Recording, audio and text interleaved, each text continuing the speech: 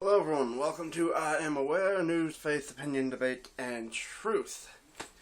Today's happy little subject is something I keep kind of mentioning lately, and I'm finally getting around to talking about it actually. So, we're going to look at sanctions, right? This is something we hear a lot with foreign policy and all this. We're going to put sanctions on this, sanctions on that. Oh, this country did something we don't like, we're putting sanctions here. It's said a lot.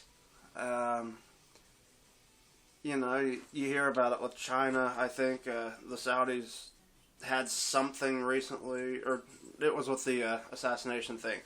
We're going to put sanctions on them. And I thought that one was really interesting because they specifically said, oh no, these aren't to target the people. This is just certain members of the Saudi regime or whatever, right? And so it's like, okay. But they point that out specifically, You hear, against Russia, like every week, oh, we're going to do new sanctions. There's sanctions in Korea, Iran, all these different things. I think 2 more people in China was the most recent one I've seen at this time, while I'm recording this anyway. But, just sanctions, all these sanctions and always sanctions. And so what's this about? Does it really do any good? And that's what I kind of keep looking at. And what I'm going to kind of come with here today, talk to you about, maybe give you an idea of something, maybe just give you something to look into, whatever. But, it's one thing that kind of was a little weird to me. I had this in mind for a while, and then getting into the whole World Economic Forum crap and reading about that and some of the stuff going on there, and then other things stemming off from that. I saw something where it's like they're talking about Putin just talking about sanctions a lot too. Like, oh, this is just a tool they use, a weapon, for this. And I'm like, okay, well that's weird. Like something I'm kind of getting a little, building up, ready to talk about, and then he's out there talking about it too. And I'm like, well, that's strange, but it's not completely strange. Like I said, they put sanctions on that country and people in that country all the time.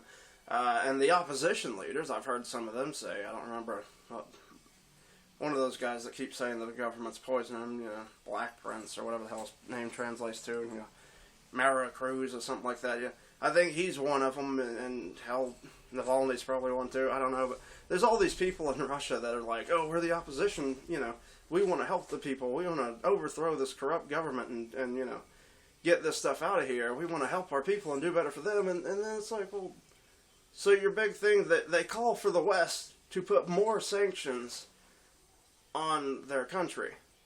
And that's weird to me, because the more you look at it, it's like, what the hell possible good are you getting from this, right?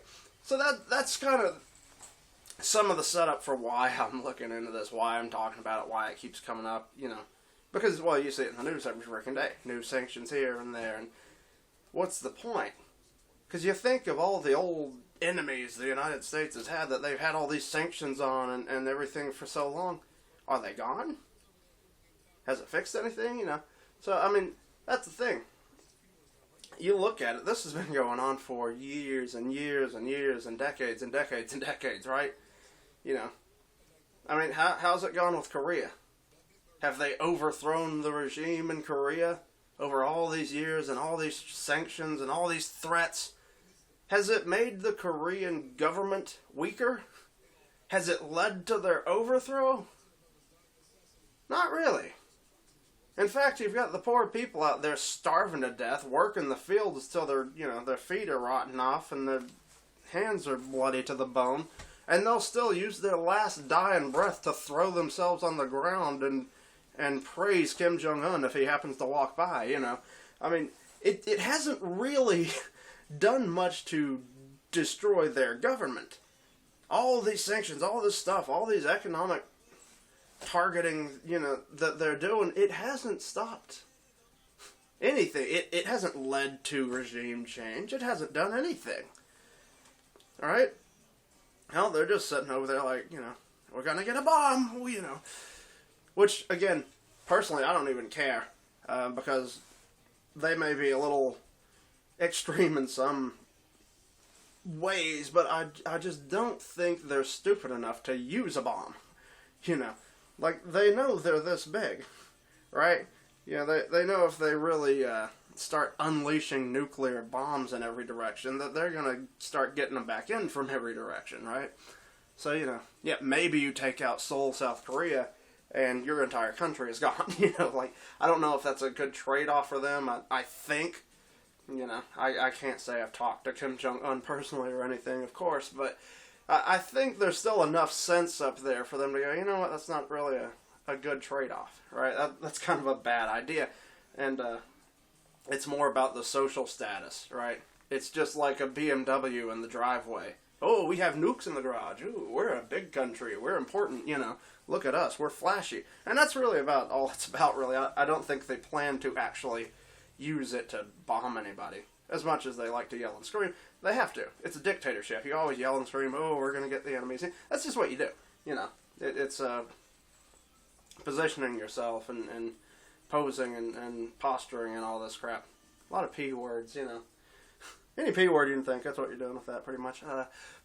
But anyway, so the sanctions really haven't done a lot for Korea over the years and years and years and years and years that's been going on. What about Cuba? Hell, that was, what, revolution there was back in 59. They've had the embargo, all these things, all these target things.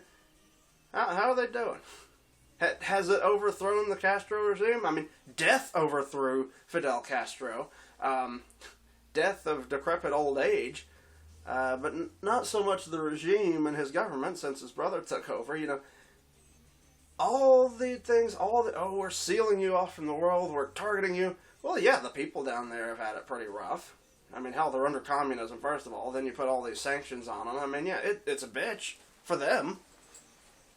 But, they're still in power. The regime hasn't changed. It hasn't really done anything. Still, how about Iran? Oh, we're going to sanction Iran. Hell, what? They had that whole uproar and overthrow through the 70s and into the 80s and all. Okay, we've been on them for a while, too. How's that going? Is the regime on the edge of crumbling? I mean, yeah, there's been some protests. I'll give you that, at least. But, you know, when they do protest, what does the United States do? Oh, look at them. And then they get killed. And I'm like, oh, that's a shame. You know. So if your goal by all these sanctions is to push for some kind of change, what, you're just going to watch an opportunity for it come and die and just be like, yeah, well, there's some dead people, you know. No skin off our back. What's the problem, you know? What is that? Is that working? Is that how it is? Because, you know, the regime in Iran is still there. Still going strong. Still potentially working towards weapons. Which I would say Iran with a bomb is a little more problematic maybe than North Korea. But again, not a ton. And again, I can understand from Israel's point of view, they constantly say we're going to wipe you off the map. I get that. I get not wanting them to have a bomb capable of wiping you off the map when they constantly threaten to, but Iran is, again, one of those countries, you know, and of all the Middle East, they're one of the few that hasn't basically been bombed to hell and destroyed at this point, right? I mean, there's not a lot of countries over there left that can say that. After all these years and years of wars throughout the Middle East, you know, they're kind of doing all right, comparatively. You know, you've got them and the Saudis, the two heads of the kind of Middle Eastern Cold War over there. Yeah, they're all right. Syria's got blown to hell. Iraq's been blown to hell a few times. You know, I mean, it's... So, you know, but with all that crap still, they're still a major power as far as, you know, that region. And because of that, they're kind of a major power in the world. They're not a superpower. They're not America, China, Russia, EU, whatever. You know, they're not at that level quite. But, you know, they're still a pretty solid power. Despite all the sanctions. What are you doing? Well, their people suck, you know. Or, they don't suck. They, you know, they're getting the suck from it, basically. They're... All the crap from the sanctions, it's fallen down on them for the most part, you know. And so, yeah, it's still not really changing anything. It's still not doing anything. And even if you want to say some of the uproars and protests in Iran have come from, oh, our sanctions are doing their job, of what? Making the people so miserable they finally rise up and try and kill somebody? I mean, is that the goal? Is that how it works? And when that does work, again, why do you just leave them there to die? You know what I'm saying? And so, it's the same way over and over. You get no regime change. If anything, it seems like a lot of these countries where there's all these actions and sanctions taken towards them, if anything, the government gets stronger. The people grow weaker and more desperate and poorer and hungrier. But the governments themselves maintain. And of course, they sit there and say, hey, we're fighting the people putting all these sanctions on. I mean, Castro railed against the embargo for years, right? It's like, oh, those damn Americans. Well, and he stayed in power. And people still supported him. Some people didn't. Welcome to Earth. It doesn't matter how good or bad you are. You're going to have people that support you and people that don't. So I just don't see that all these sanctions really fix anything or change anything. What you're doing, the major effect that seems to come down with all of these sanctions and economic deals and, even the tariffs and crap, which is a reason conservatives were kind of against tariffs until Donald Trump, it doesn't really destroy the governments quite so much as it does all the people in between and all those poor little peasants down there. And I'm including, American citizens in that, because when you put a tariff on, you make the prices at the store go shoot through the roof because, in China, you know what? That doesn't help all the people down here who are like, damn prices, okay? The taxes are too damn high. We can't eat, That becomes a problem. So it's just all this crap ends up mostly doing the same thing, and that is hurting the public, the actual people, right? It's not hurting regimes, it's not causing governmental change, it's just destroying people and making their lives miserable. And that's about it. More or less, that's the long-term goal of all these big sanctions, all these, we're going to do something, we're going to hurt you, we're going to destroy your people and let your government just sit there and usually grab up more power because, they're like, well, hell, now we got to take care of this emergency our people are in, and they just have more power even. There's even less chance they're going to be overthrown or change their ways, right? It just doesn't happen. It doesn't work, but they keep doing it. And so really, I don't know what I can say more, And maybe that's one of the reasons I've hesitated to do this one, because really it's pretty cut and dry. There's not a lot I can say. You look at the way sanctions are, the way they go down, and yeah, you can say, oh, well, we have these, and they target certain people. Ooh, okay. They can't come into your country that they already don't like. Ooh, damn, bad sanctions, And, it can hurt some people's business if they're trying to do business with your country in the first place, but overall, it's a show. It's the big shiny object, right? Hey, look, we're doing something. We're getting them back for that stuff that they did, maybe, that we say they did, and, you're not looking at all the crap we just did. Look, we're putting sanctions on this guy. He's bad. Ooh, look at that, it's just, it's pretty much garbage. And then again, once you get to the wider, more general sanctions, you just wipe people out. Which is pretty much what they're doing around the globe at this point. When you look at Western world and Western governments, they're just wiping people out. They're using the whole opportunity of this sickness and everything going around to just pretty much destroy the little people, the average people, the regular people. And I think people around the world understand that because it seems to be happening in most every country at this point. Yeah, if you have a business, if you own some little shop, you have to close down. You're not safe. This giant corporation, they're good. They can keep running. They can keep going.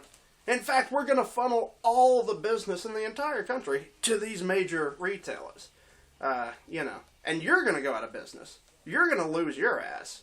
You're not going to be able to reopen because you're going to be bankrupt because we're not going to stop taxing the hell out of you even though we're forcing your doors closed. You're going to die. You're going to get screwed. You're going to join the lowlifes and the peasantry down there, because you managed to kind of slightly dig out of that and, own something and manage to be something and make something of yourself. Nah, I can't have that. You're going to be one of them down there, just right there with all the people down in the projects and the poor people and all that. That's where you belong, you peasants. You're not a billionaire. What are you doing up here with Thurston the Third, Howard, whatever the hell his name was? I don't watch Gilligan's Island enough to remember. Something Thurston the Third. Howard? Edward? I don't care. Doesn't matter. You get what I'm saying. You're not a big, super rich, powerful person, so you don't matter. You're going to get wiped out. You're going to get destroyed. All you people that are already kind of struggling to get by, boy, is it going to suck for you. You're going to lose your job, and you're going to lose your future job, because it's not just going to not be open now. So many of them are closing their doors for good. But hey, don't worry, you can go get a minimum wage job at some giant store or just another faceless employee, checking out groceries. Because, that's about equal. Owning your own business, having all that and kind of living the American dream as it used to be called. American dream, bag boy at Walmart, flipping burgers at Mickey D's. That's all the same, right? It's good enough. It's good enough for you. While all the super big, filthy, rich entities across the globe just continue to make billions and billions of dollars while everyone else is suffering. It's all good, right? And that's all it is. I mean, the sanctions are more or less the same kind of thing. It's just, we can screw up our own economies and destroy our own people, but how can we destroy their people if they're not willing to go along with it? Sanctions. There you go. We'll destroy their economy from abroad. There you go. Bang, bang, bang. Well, now you can't do business. Now you're screwed up. Now your stuff's higher. Now you can't afford anything. Now your people are going hungry. Ha-ha! Now we've got all the people down. It's just... And again, I'm sorry. If you like sanctions, if you're arguing for them, and I don't care who you are, I don't care where you are, if you think that's a good, positive thing, I don't know what the hell you're looking at. I mean, if you're just a sadist who likes people to starve to death out in the streets or something, okay. If you're a normal human being, I mean, what's your point there? If you're, let's say, an American, what the hell are you arguing for sanctions on these other countries for? What are you going to get? You want to just hurt the people across the water because maybe, theoretically, possibly their government did something? So screw the people? That's your goal? That's what you're arguing for? And especially, again, these people that are in other countries that are kind of the rivals and enemies of the United States. Why the hell are you arguing for that? Can you not see the entire history of that? I mean, how dense do you have to be if you really think, sanctions will help fix our country? Destroying our economy, throwing our people into abject poverty, begging in the streets, and probably relying on the government to continue to survive through some kind of food, handout program and everything. How the hell is that going to get rid of your government? By forcing most of your people probably to rely on them to survive. How's that going to work? How's that going to fix your country? How's that going to get rid of those bad politicians in charge you don't like? I don't see it. Am I blind? Or, again, are we back to you're either a complete moron or you're intentionally trying to tank the other countries? I mean, is there a reason? Where else could you be? Is there another one? You're just an idiot? And I'll say idiot instead of ignorant because, again, you look it up. It's not like it's hidden. You look at all these countries that have been having these massive sanctions handed down on them for years. It's all about the same. Governments are still in charge, maybe more in charge. The people are suffering like crazy. Generally don't have the means to stand up to their government if they wanted to, which a lot of them don't even want to. They would rather come kill you for putting all these sanctions on them. They're like, hey, yeah, our government sucks, but they didn't, destroyed everything to where now we can't even have the foods on our plates and you know, a roof over our head. That was more coming from your angle, you know. Yeah, the regime is bad, but hey, I had a meal earlier. I could work and have a job and make something of myself a little bit earlier. Well, now it's just, I'd go with some of those countries were communist and maybe you couldn't make something of yourself that much anyway. But you know what I'm saying. It's just, it doesn't really help.